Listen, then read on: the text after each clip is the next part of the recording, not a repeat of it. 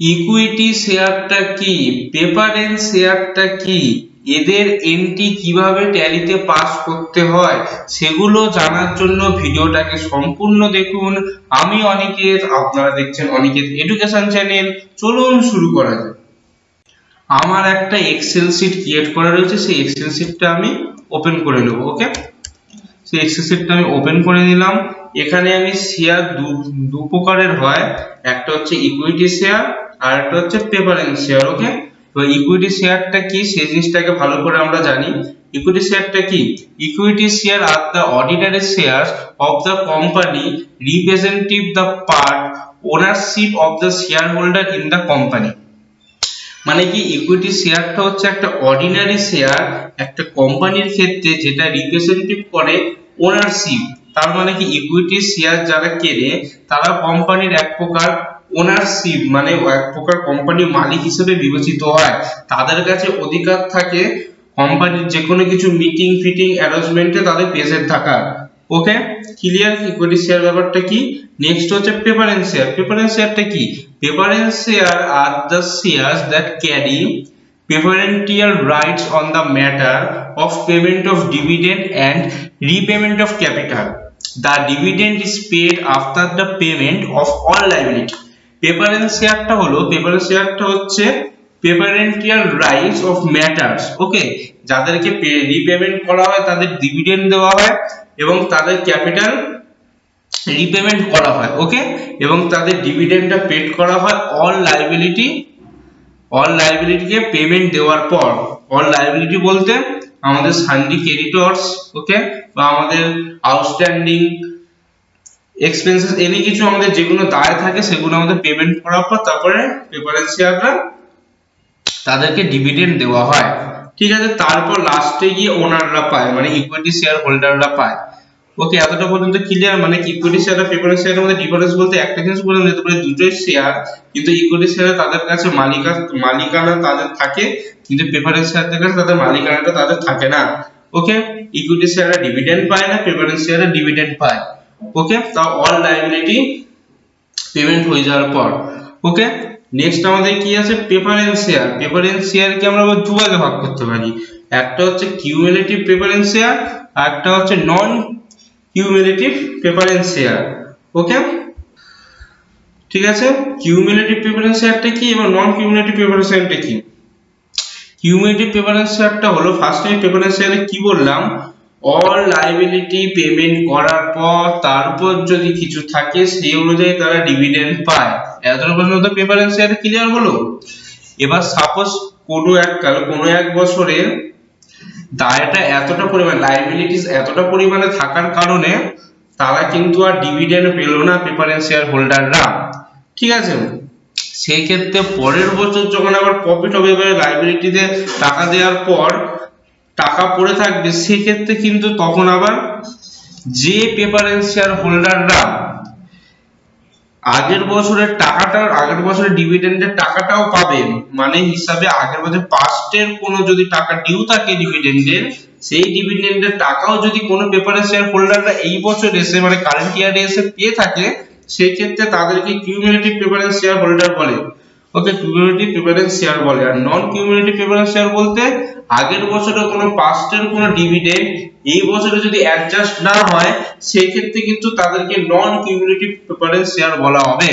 এক কথায় নন cumulative preference এর আগের ইয়ারের বা তার আগের ইয়ারের কোনো টাকা তারা পায় না ডিভিডেন্ড হিসেবে, শুধু কারেন্ট ইয়ারে ডিভিডেন্ড পায়, তাও যদি অল লায়াবিলিটিতে টাকা দেওয়ার পর পড়ে থাকে তাহলে, নচেত কিন্তু পায় না। কিন্তু কিউমুলেটিভ প্রেফারেন্স শেয়ার হোল্ডার এক কথায় এরা টাকা ডিভিডেন্ড পাবেই, এই বছর না পেলেও নেক্সট ইয়ার এরা পাবে। ওকে, এতটা পর্যন্ত clear.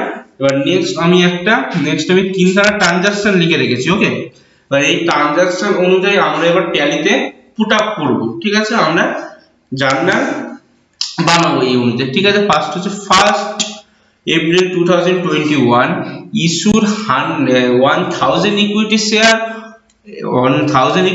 at the rate 1000 each, মানে 1000 খানা ইকুইটি শেয়ার মার্কেটে ছাড়ছে, একটার দাম 1000 টাকা করে। ঠিক আছে, সেম রিসিভ যেটা ছাড়ছে সেটাই পাচ্ছে, এমন না যে তার থেকে বেশি পাচ্ছে যে অ্যাডজাস্ট করে রিফান্ড করছে, এরকম কিছু ক্লেম এখানে নেই। ঠিক আছে, 1000 খানা ইকুইটি শেয়ার মার্কেটে ছাড়ছে 1000 টাকা করে। ঠিক আছে, এতটা পর্যন্ত ক্লিয়ার? ঠিক আছে, তাহলে এই অনুযায়ী আমরা এবার ট্যালিতে পুট আপ করি। ওকে, ট্যালিটা আমি ওপেন করে নিলাম। ট্যালিতে আমি ইকুইটি আর প্রেফারেন্স শেয়ার বলে আমি একটা কোম্পানি ক্রিয়েট করে রেখেছি। এবার কোম্পানি ক্রিয়েট কিভাবে করতে হয় তার জন্য আমি অলরেডি ভিডিও বানিয়ে রেখেছি, সেটা আমি উপরে আই বাটন নিচে ডেসক্রিপশন বক্সে দিয়ে দেবো, সেখান থেকে আপনারা ভিডিওটা দেখে নেবেন। ওকে, এবার আমি চলে আসি ভাউচারসে। ঠিক আছে, ভাউচারসে এবার কি হয়েছে কেসটা, এখানে কি আছে, ট্রানজাকশনটা ইস্যু করছি 1000 খানা ইকুইটি শেয়ার 1000 টাকা করে সেম রিসিভ করেছে, তার মানে কি আমার ক্যাশ পাচ্ছে, সাপোজ এখানে ক্যাশই ধরে নিচ্ছি, কোনো ব্যাংক বলে আমি তো ধরছি না। আমি রিসিপ্টের কলাম ওপেন করব, তার জন্য আমি এখানে রাইট সাইডে F6 এ রিসিপ্ট রয়েছে, বা আমরা কিবোর্ডের মাধ্যমে F6 প্রেস করলে আমাদের রিসিপ্টটা ওপেন হয়ে যাবে। ওকে, এতটা পর্যন্ত ক্লিয়ার? রিসিভ করছি কার থেকে, রিসিভ করছি আমরা ইকুইটি শেয়ার হোল্ডার। তাহলে এখানে কি লিখব, লিখব ইকুইটি শেয়ার। ওকে, এটা ক্যাপিটালের আন্ডারে পড়ছে, আর কিছু দেওয়ার দরকার নেই, কন্ট্রোল এতে সেভ করে বেরিয়ে চলে আসবো। কত টাকা হচ্ছে, তার মানে আমাদের 10 লাখ, 10 100 1000 10,000 1 লাখ 10 লাখ টাকা হচ্ছে আমাদের। ঠিক আছে, বা আমরা যদি কোনো কারণে আমাদের যদি ক্যালকুলেশনে কোনো প্রবলেম হয়ে থাকে, সেই ক্ষেত্রে আমরা কি করব, সেই ক্ষেত্রে আমরা এখানে কন্ট্রোল প্লাস এন মারবো, তাহলে আমাদের এখানে ক্যালকুলেটর ওপেন হয়ে যাবে। এই ক্যালকুলেটরে এসে আমরা কি করব, 1000 into 1000 is equal to 10 lakhs। ঠিক আছে, আমাদের হিসাব ঠিক আছে। আবার কন্ট্রোল এন মেরে আমরা জিনিসটাকে ব্যাক করে চলে আসবো। ঠিক আছে, বাই কিসে পাচ্ছি আমরা, ক্যাশে। ওকে, 10 লাখ হয়ে গেল। ইকুইটি শেয়ারের ক্ষেত্রে কোনো প্রবলেম আমাদের আসে না, যেটা হলো পুরো ক্লিয়ার ভাবে দেখালাম। নেক্সট আমাদের কি আছে, নেক্সট আমাদের আছে হচ্ছে ইস্যু 7% কিউমুলেটিভ শেয়ার ₹20 lakhs @1000 পার শেয়ার, মানে বলছে এক একটা শেয়ারের দাম 1000 টাকা করে, কিন্তু রুপিস টোটাল পেয়েছে 20 লাখ। তার মানে এক একটা শেয়ারের দাম কত হচ্ছে, এক একটা শেয়ারের মানে এক একটা শেয়ার তাহলে কত হচ্ছে, এখানে এক একটা শেয়ার মানে এখানে টোটাল কটা শেয়ার আছে, এখানে টোটাল আমাদের আছে 2000 টা শেয়ার আছে, রাইট?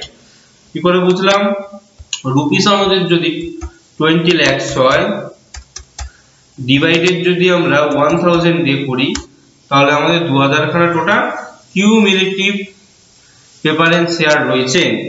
কিন্তু ফার্স্ট এই 7% টা কি, এই 7%টাই তো হলো লাস্টে ডিভিডেন্ড পাবে, সে কত দিচ্ছে তার উপর 7% ডিভিডেন্ড পাবে। ঠিক আছে, তো এটা আমরা করে নিচ্ছি। রিসিপ্টটা তাহলে কি হবে, ফার্স্টে প্রেফারেন্স শেয়ার। ওকে, আমি এখানে শর্টকাটে করে নিচ্ছি।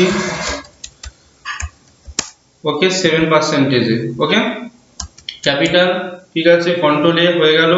কত লাখ টাকা বললো, 20 lakhs।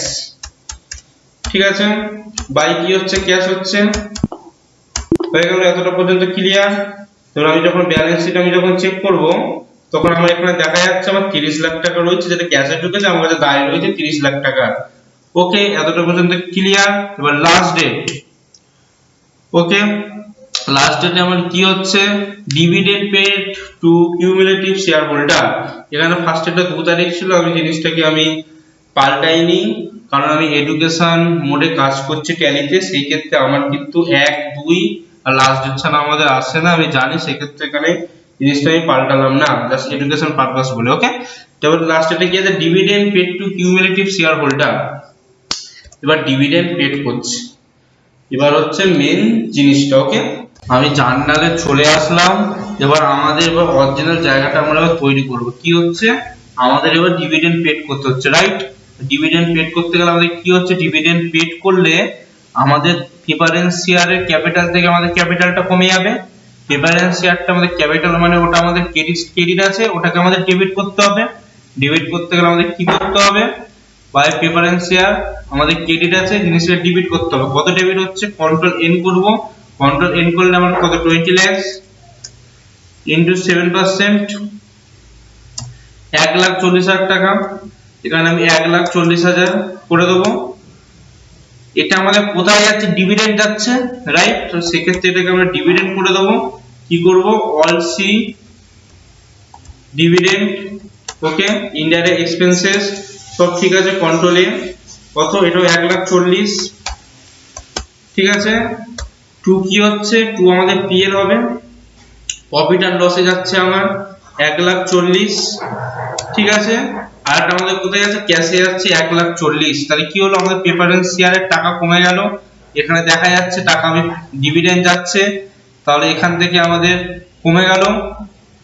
ওকে, প্রেফারেন্স শেয়ার আমার 20 লাখ ছিল, সেখান থেকে 1,40,000 কমে গেল। ডিভিডেন্ডের খাতায় আমাদের 1,40,000 গেল, প্রফিট এন্ড লস থেকে আমাদের 1,40,000 মাইনাস হয়ে গেল, আর ক্যাশ থেকেও কিন্তু আমাদের 1,40,000 কমে গেল। ওকে, এন্টার।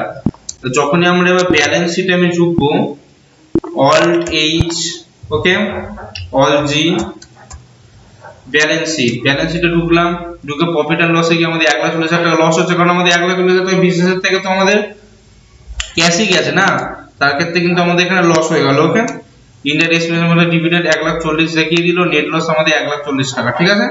1,40,000 টাকা আমাদের মিলে গেল। ওকে, ইকুইটি শেয়ারটা কি, সেগুলোর এন্ট্রি কিভাবে ট্যালিতে পাস করতে হয়, সেই জিনিসগুলো আমি খুব ভালোভাবে বোঝালাম।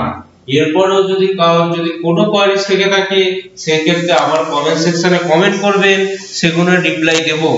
এবং আমার ভিডিওগুলো যদি আপনাদের ভালো লেগে থাকে, তাহলে চ্যানেলটাকে সাবস্ক্রাইব, সাথে সাথে ভিডিওটাকে লাইক করতে একদম ভুলবেন না। এইভাবে account, GST, income tax, TDS, Microsoft office etcetera এরকম সব রকম ভিডিও দেখার জন্য।